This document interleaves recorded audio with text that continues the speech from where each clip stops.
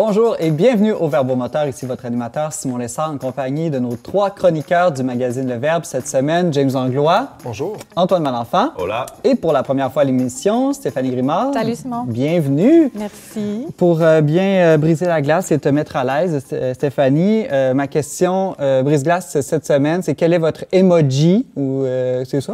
Comment on dit ça en français? Emoji, c'est comme ça? Émoticône. Émoticône préféré. Tu disais question brise-glace niaiseuse hors d'onde tantôt. Oui, c'est ça, un petit peu. On l'assume, là. On l'assume. Ouais. Vraiment, c'est pour détendre l'atmosphère avant d'embarquer dans des sujets détendu, beaucoup ça va plus mieux. sérieux. James, je commence avec toi. Ton émoticône préféré, c'est quoi? Ah, c'est le fait de ne pas parler? Non, mais c'est lui qui n'a plus de bouche. Ah, je juste te lis le les bout de deux bouche. yeux. Ouais, c'est ça. Ouais, OK. Je le trouve spécial. C'est rare qu'on l'utilise, en fait, mais il y a beaucoup de potentiel. OK. Tout est dans le potentiel. Ouais, c'est ça. Et toi, Il Antoine? laisse place à l'imagination, Ouais. puis c'est ça que j'aime, moi, dans certaines émoticônes. Moi, ce que je redécouvre, c'est le sourire, là, l'émoticône de base. De base. Parce que il y a tellement Il y a beaucoup de bienveillance. Il y a beaucoup de bienveillance, mais là, il est quasiment rendu malaisant si tu fais Ouais. Allô Simon, puis là, avec ce sourire-là. Ouais, c'est tu dis, passif OK, agressif. Pourquoi il met un sourire comme ça? C'est comme le Joker, un peu, c'est louche. Ouais, c'est vraiment louche. Fait que j'aime tout ce que ça induit comme 2e, 3e degré. Et toi, Stéphanie? Moi, c'est les yeux en l'air. Parce que je trouve qu'il est capable de témoigner de quelque chose qui se dit pas nécessairement en mots. Vraiment bien, Ouais, tu sais, ouais, quand ouais, tu c'est dis, vrai. voyons, ça n'a pas de bon sens, ou il fait encore ça, les petits yeux en l'air, ça, C'est vrai qu'il est le fun. ça veut dire beaucoup de choses, je Ah, trouve. j'aime le facepalm, moi. Ah, là. c'est Ouais, ouais. vrai La main aussi. d'en face. Ça, c'est Mais vrai celui que aussi. j'utilise le plus, c'est lui qui pleure, tu sais, de rire. Là. C'est Ah comme, ouais? Ah ouais. Ah, moi, j'utilise beaucoup le clin d'œil, la complicité, Ouais. j'ai l'impression. Puis aussi, ben, évidemment, les 2 petites mains en prière, mais j'ai appris, Ouais. j'étais un peu niaiseux, que c'est pas 2 mains en prière, c'est un high five à l'origine. Mais non. en tout cas, Mais oui. c'est pas, quand tu lis ce qui est écrit, c'est vraiment prayer. Ah oui, il paraît qu'il a été inventé comme le high five, Ça se mais peut. finalement, il est utilisé Ouais, comme ouais. prière. Bon. À confirmer tout ça. On fait une étude, là, on On fait un mettra notre reportage. bureau d'enquête là-dessus, ouais, c'est ça. Exactement. Durant la prochaine demi-heure, nous discuterons ensemble d'éducation et de parentalité. Les écoles québécoises devraient-elles offrir gratuitement le repas du midi à tous les enfants du Québec? Nous entendrons aussi l'édito d'Antoine Malenfant sur le début de la nouvelle saison de hockey. Mais tout d'abord, on commence cette émission avec un débat qui a ressurgi sur l'alcool au volant dans l'actualité ces derniers jours.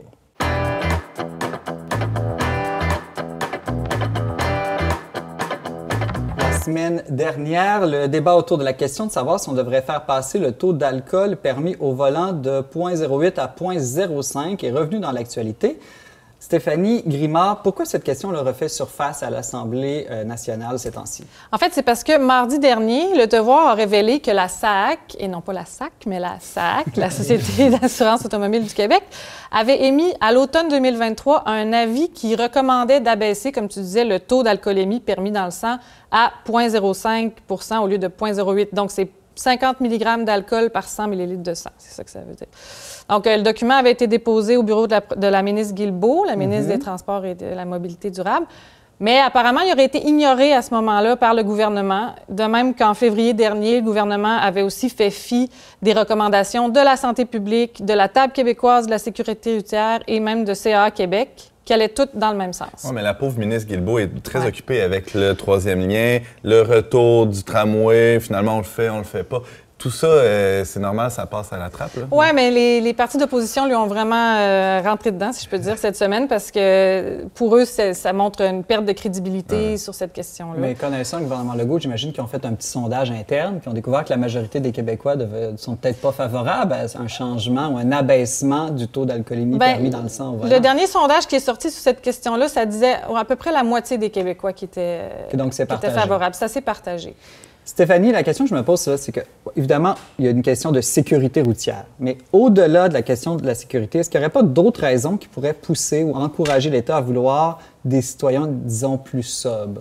Bien, c'est ça. Moi, en fait, ça m'a fait penser à la question de la tempérance. C'est une vertu très importante dans le christianisme. Je ne sais pas s'il y en a qui se rappellent de la croix noire de tempérance qu'on avait dans nos maisons qui disait les lacordaires, la prenaient zéro alcool. Ça, C'est ça. c'était pas de la tempérance, c'était de l'abstinence. C'est ça, ils prenaient l'abstinence, mais ça s'appelait quand même la croix noire de la tempérance.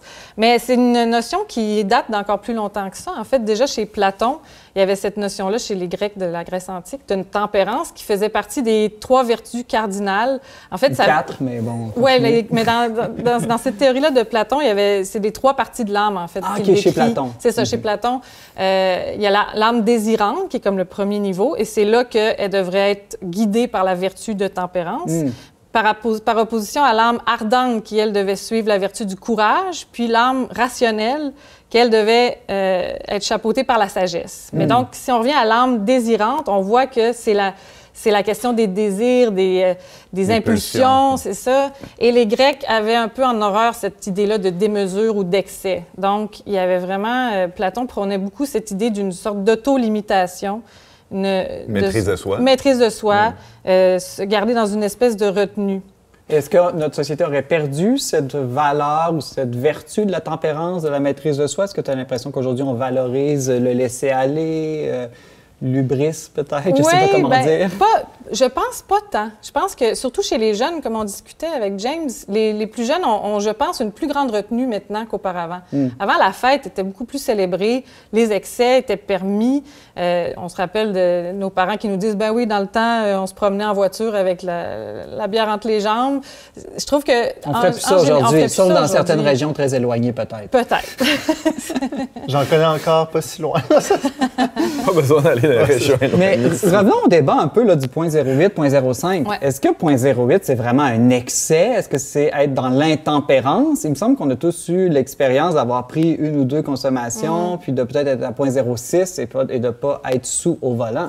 Mais en tout cas, si on regarde les études, ce que la science a démontré, ce que la SAAC met de l'avant, c'est que justement, dès 0,5, toutes nos facultés donc, qui nous aident à maîtriser un véhicule, que ce soit la distance de freinage ou la capacité à percevoir les objets en périphérie, toutes ces habiletés-là commencent déjà à diminuer à 0,5. Donc, il y a quand même un flou là, entre... Mais diminue quand même beaucoup moins que pendant qu'on texte sur un téléphone. Absolument. Ça, c'est ça. Mais là, après, on va dire, ouais, mais les gens qui sont fatigués ou qui travaillent beaucoup, est-ce qu'il faut les vérifier aussi? Les gens qui prennent beaucoup de médicaments, Dieu sait qu'il y en a aujourd'hui, est-ce qu'il faut les vérifier aussi? Ça peut avoir un effet sur les facultés, la rapidité, etc. Donc, tu sais...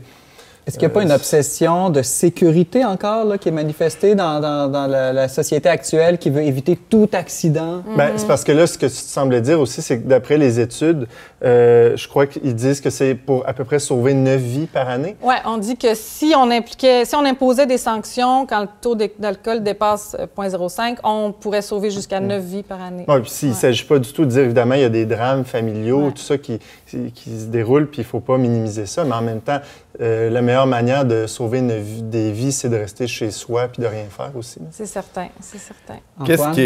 Qu'est-ce qui fait qu'on... J'essaie de voir... Là, qu'on résiste? Non, mais comment on pourrait... Ouais, c'est ça, j'essaie de justifier qu'est-ce qui pourrait... justifier le fait de prendre le volant après avoir pris quelques verres. Il existe tellement d'alternatives. J'essaie de voir, là, il y a où le problème. Il y a beaucoup de... Un des arguments qui est soulevé, c'est de dire, ouais, mais il y a beaucoup de pays dans le monde, puis notamment en Europe, la limite est 0,5. Mais, excusez-moi, mais en Europe, l'urbanisme n'est pas fait de la même manière. Ici, c'est facile pour les gens, avec les transports en commun, tout ça, de même marcher. Ils ont un pub de quartier. Oui, c'est ça, d'une part. Ici, l'utilisation de la voiture fait que tu peux pas aller chez du monde. L'enjeu est encore plus, criant ou important en région. C'est ça que en région, tu disais, il y a beaucoup d'alternatives, pas tant que ça. Ça dépend de tu vis. C'est pour ça qu'il y en a qui disent que la CAQ est très réticente à changer cette limite-là parce que, surtout pour les députés qui représentent des gens en région, ça pourrait moins bien passer parce qu'eux n'ont pas ces alternatives-là. Ouais. Je trouve aussi, c'est toute la question, c'est de voir comment, c'est beau dire c'est ça les limites, mais comment personnellement on fait pour le savoir? D'une manière objective. Bon, c'est peut-être là où le bas blesse. Là, on a un débat ou une discussion qui est plus au niveau politique, là, presque, mais chaque personne, est-ce qu'on sait c'est quoi 0,5 ou 0,8 pour chacun de nous? Tu disais tantôt, Simon, tout le monde a déjà ressenti ça, mais est-ce qu'on est capable de le quantifier sérieusement? Non, je pense pas. Pourquoi pas démocratiser les alcotests, en distribuer plus largement, que les gens soient plus au courant ou conscients de c'est quoi leurs limites, se connaître. Ça serait quelque chose de profitable, Commencer je pense, à par long terme. l'éducation. Oui, une vraie éducation. Avant la législation. Ouais. C'est ça, avoir des mesures plus en amont, parce que le gouvernement se targue de dire, ben oui, mais nous, on impose des sanctions très sévères, comme les antidémarreurs ou la suspension du permis. Mais ça, les gens vont dire, mais ça, c'est des mesures qui sont là pour après que le fait soit commis. Donc, il faut travailler avant. Il faut travailler avant. Stéphanie Grimard, merci pour cette première chronique au Verbomoteur. C'est plaisir. très intéressant. Tu es journaliste au magazine Le Verbe. Merci beaucoup.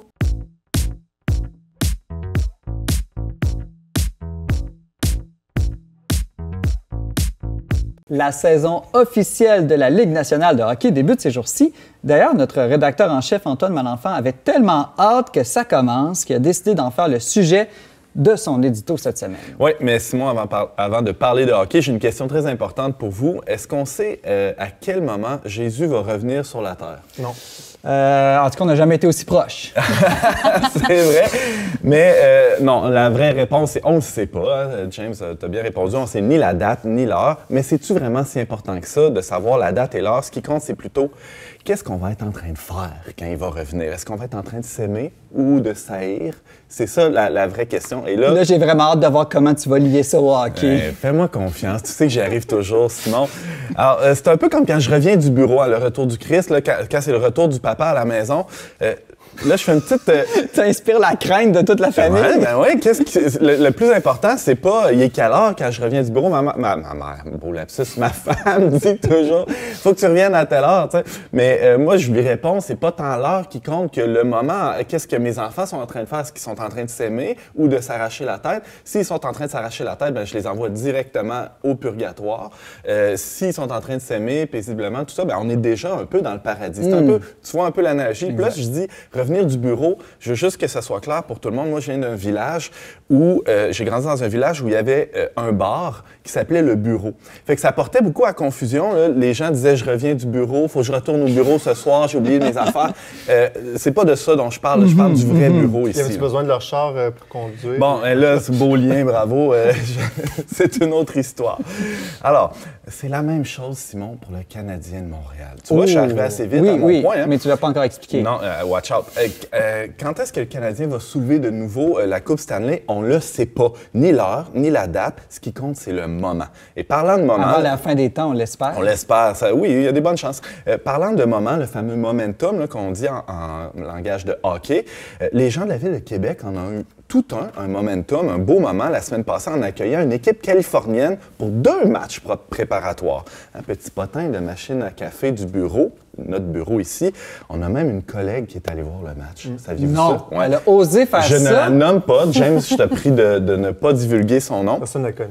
Ouais, les gens ne la connaissent pas, c'est une collègue de Londres là, qu'on apprécie beaucoup. Moi, mon hypothèse, c'est qu'elle a volé ses billets parce que je suis pas mal sûr qu'elle a Avec le salaire qu'on fait ici. Non, c'est ça, c'est impossible. Donner généreusement, d'ailleurs. Ils ont réussi à vendre leurs billets, finalement? Eh bien oui, en tout cas, assez pour que notre collègue y aille. Bon, là, je ferme la parenthèse. Bon, alors, en attendant... On parlait de momentum, le bon moment. En attendant le moment de la fête du Christ roi dans quelques semaines, remarquez, j'ai prononcé Christ roi et non Christ roi, comme l'école cardinale roi ou Patrick roi. On dit pas Christ roi, c'est Christ roi. Alors il faut pas donc, dire Christ roi. C'est ça. Alors, en attendant le retour du roi des rois à la parousie, on s'est contenté d'un match hors saison des Kings de Los Angeles. Là, j'aurais un petit quiz pour vous. Êtes-vous capable de faire un jeu de mots avec parousie? Il n'est pas roux, Simon. C'est bon.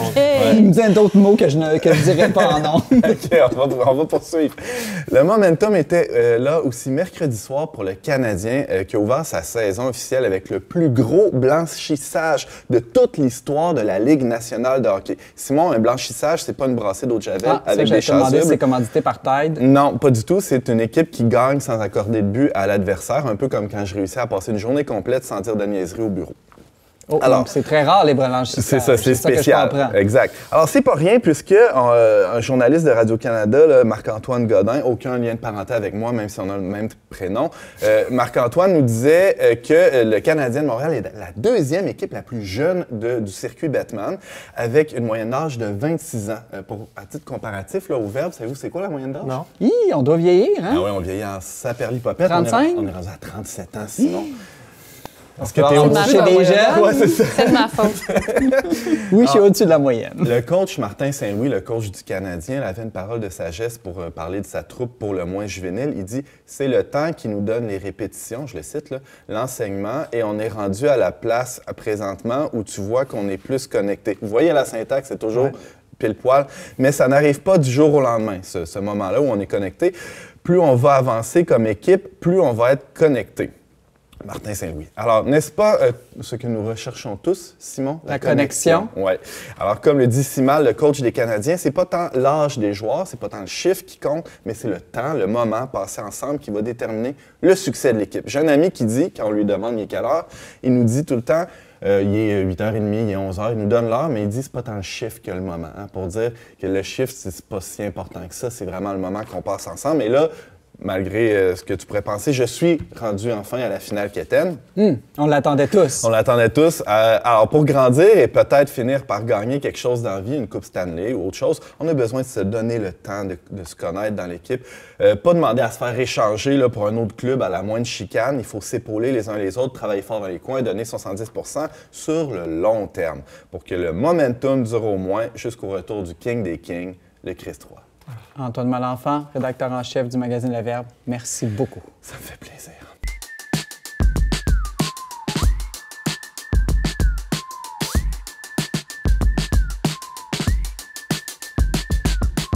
L'idée d'instaurer des repas gratuits dans les écoles du Québec gagne en popularité. Un récent sondage léger OmniWeb publié la semaine dernière indiquait que 54% des Québécois y sont favorables. Notre question de discussion choisie par James Langlois cette semaine, les écoles devraient-elles offrir gratuitement le repas du midi à tous les enfants du Québec? James, toi, tu es un papa. Oui. Est-ce que tu aimerais ça que les lunchs soient faits par l'école?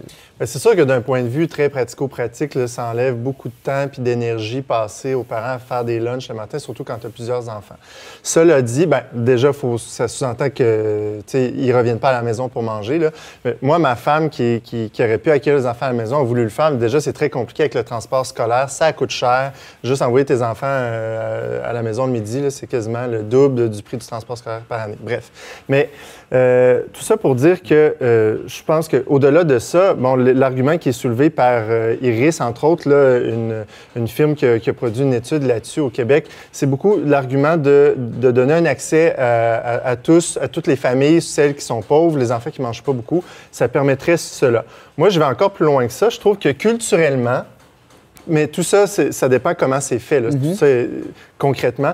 Mais culturellement, je trouve que ça serait un plus parce que ça pourrait permettre de donner une certaine culture culinaire et de table aux enfants du Québec. Là, tu présupposes qu'il y aurait de la culture culinaire dans les cafétérias des écoles du Québec. Mais quand je dis culture culinaire, je parle pas nécessairement de mets ou de développer sa bouche. C'est pas ça. C'est plus comment manger à la table, prendre le temps d'être ensemble, les manières aussi. Tu penses qu'ils feraient ça? Bien, je pense que, en tout cas, si les Français sont capables, les Italiens sont capables, on peut le faire. Mais c'est pas ça qui est discuté en ce moment, là, soyons honnêtes. C'est plus de donner un repas gratuit pour pas que les parents aient s'en occuper, puis ça va être les cafétérias vont pas se mettre à enseigner les bonnes manières à table. Bien, c'est pas les cafétérias, mais ça dépend comment c'est fait. S'il y a des gens qui peuvent prendre le repas avec les enfants, s'il y a tout un décorum qui est associé au fait de manger ensemble, ça peut être fait d'une certaine manière. Bien, je te corrige un peu, Simon. L'idée derrière, c'est pas tant d'éviter aux parents de faire un lunch, mais plutôt de s'assurer que tout le monde ait un lunch. Ouais. Ou que tout le monde ait un lunch suffisamment avec assez de bouffe là, pour toffer la journée. Et c'est pas étonnant d'ailleurs que ce soit Québec solidaire qui a mis ça en lumière, là, cette étude-là de l'IRIS. Parce qu'on a un souci dans ce parti-là que tout le monde ait accès à au moins la base, là, c'est-à-dire des repas quotidiennement. C'est ça, mais pas juste des repas n'importe lesquels. Je pense que c'est la visée aussi d'avoir un repas sain, justement de montrer aux enfants qu'est-ce que c'est un repas qui a du bon sens, parce qu'il y a des parents, par manque de temps ou parce que les enfants sont difficiles, vont peut-être raccourcir un peu pour faire des lunchs de façon plus rapide puis sans se soucier nécessairement de la bonne santé, alors que c'est peut-être que le rôle de l'État Mais moi, je suis plutôt contre, parce que j'ai l'impression que c'est la base, le b.a.-ba de la parentalité, de s'occuper de loger son enfant, de le vêtir puis de le nourrir. Et puis là, pourquoi l'État ferait pas tout rendu là? Est-ce qu'on déresponsabilise pas le parent? Est-ce qu'on lui enlève pas une certaine dignité, celle de au moins nourrir ton enfant, j'ai l'impression que ça va créer une sorte d'uniformisation puis d'étatisation de la parentalité. Et puis, je vois pas jusqu'où ça va arrêter. Puis il me semble qu'on peut aider les familles qui ont des difficultés financières sans que ce soit at large pour tout le monde. D'une autre manière, oui. Puis il y a une question de ressources aussi. Là. On voit qu'il y a des problèmes assez criants dans le système d'éducation. Est-ce que c'est la priorité? Est-ce qu'on a les moyens de déployer ça? Est-ce qu'on a les moyens? C'est ça aussi qu'il faut se poser comme question. Les moyens de ressources humaines. Je reviens aussi sur ce que tu as dit, Stéphanie, c'est intéressant.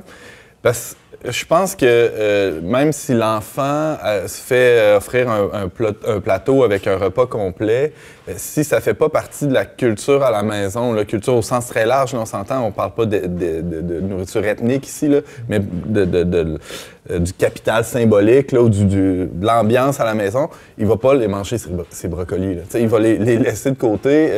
C'est pas parce que c'est ça qui est présenté à tout le monde qu'il va se conformer. Je sais pas, peut-être un peu. Mais tout ça, ça dépend. Pour ça, je reviens à mon point. Tout ça, ça dépend beaucoup concrètement comment ça va être appliqué parce que j'ai posé un peu la question à nos collègues français qui ont vécu ça en France. Là. Plus jeunes, la cantine est présente du préscolaire jusqu'au lycée, là, ce qui est l'équivalent ici du cégep. Là. Puis, bon, tout ça pour dire que d'une école à l'autre, c'est pas vu que ça dépend beaucoup des infrastructures, du nombre d'élèves. Des fois, c'est pas bon. Des fois, c'est mal exécuté, la nourriture. Ils n'ont pas envie de manger. Des fois, le temps permet pas. Il y a tellement d'élèves. La cafétéria, il y a des choix. Si tu arrives en premier, tu as des meilleurs choix. Si tu arrives en dernier, tu as des moins bons choix, etc. Moi, comme élève, en tout cas, ou comme enfant plutôt, il me semble que je voyais un acte d'amour. C'était pas toujours conscient, là.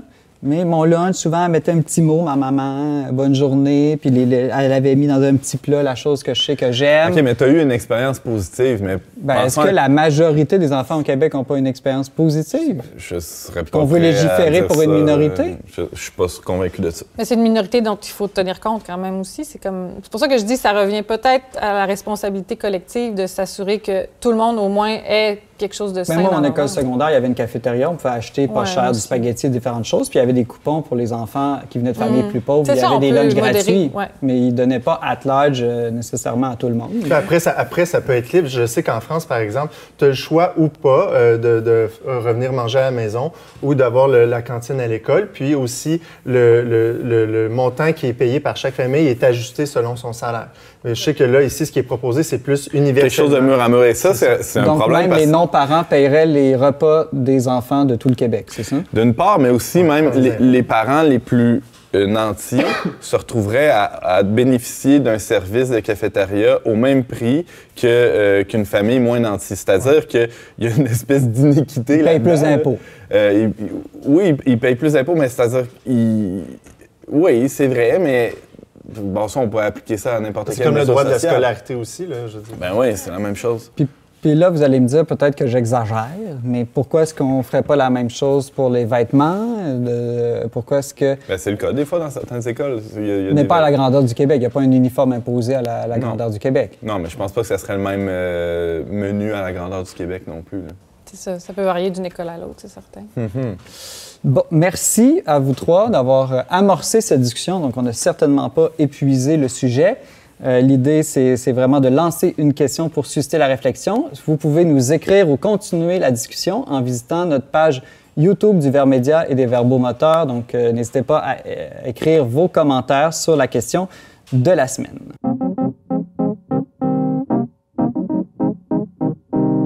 Antoine Malenfant, le balado Repères produit par le Vermédia vient de lancer un nouvel épisode. Oui, grâce à la collaboration de Louis-André Richard, un professeur de philosophie au Cégep de Sainte-Foy, qui travaille avec nous depuis déjà un petit bout de temps. Il a interviewé une panoplie d'intellectuels au Québec et en France récemment.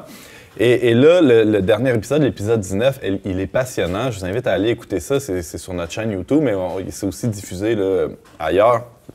Dans certaines radios.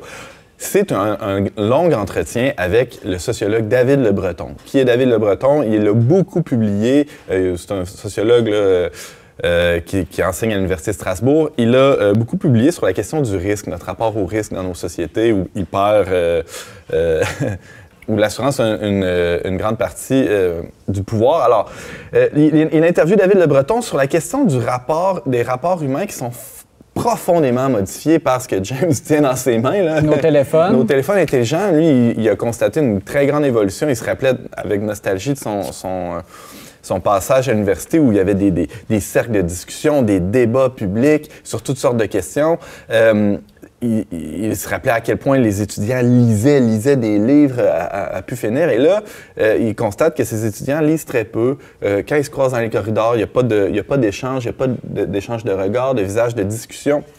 Et il fait une espèce d'appel au retour du dialogue pour des sociétés qui puissent être des lieux de rencontre, des lieux où les idées s'entrechoquent vraiment et où on ne vit pas dans des chambres d'écho. Et là, ça génère toutes sortes d'anxiété d'une part, mais aussi de faux débats finalement qui sont des...